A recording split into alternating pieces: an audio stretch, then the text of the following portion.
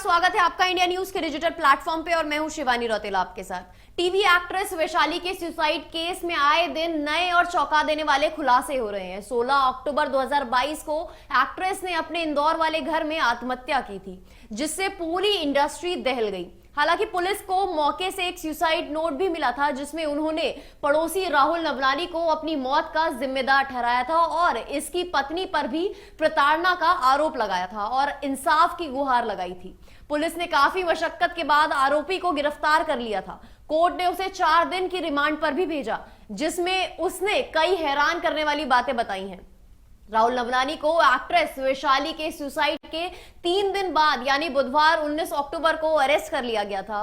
वह घटना वाले दिन से ही फरार चल रहा था। पुलिस ने जगह जगह नाकाबंदी भी करवा दी थी और एयरपोर्ट पर भी बता दिया था, जिससे वह देश छोड़कर कभी भाग ना सके। पुलिस ने गुरुवार 20 अक्टूबर को राहुल को कोर्ट में पेश किया और जहां से उसे 4 दिन की पुलिस रिमांड पर भेज दिया गया। इस दौरान राहुल ने सुसाइड नोट से जुड़े कई खुलासे किए। राहुल ने पुलिस को बताया कि जब वैशाली ने सुसाइड किया तो उसके 6 घंटे पहले एक्ट्रेस ने उसकी पत्नी दिशा को वह नोट भेजा था। इसके बारे में जब राहुल को मालूम हुआ तो उसने वैशाली की मां को बताया। उसके मुताबिक वैशाली को मां ने बहुत समझाने का प्रयास किया, लेकिन वह मानी नहीं। उन्होंने सुसाइड कर लिया। इसके बाद राहुल रात को ही घर से भाग गया। पूछताछ के दौरान राहुल ने खुद को निर्दोष बताया।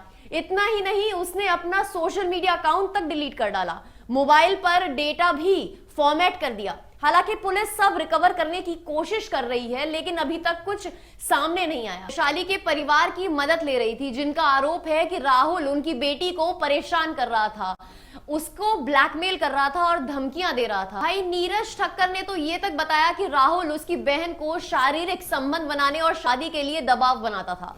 मारपीट करने की भी बहुत कोशिश करी।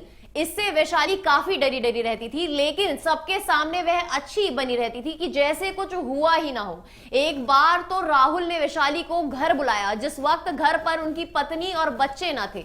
वहां उससे फिजिकल होने की कोशिश भी की और उनपे प्रेशर भी बनाया।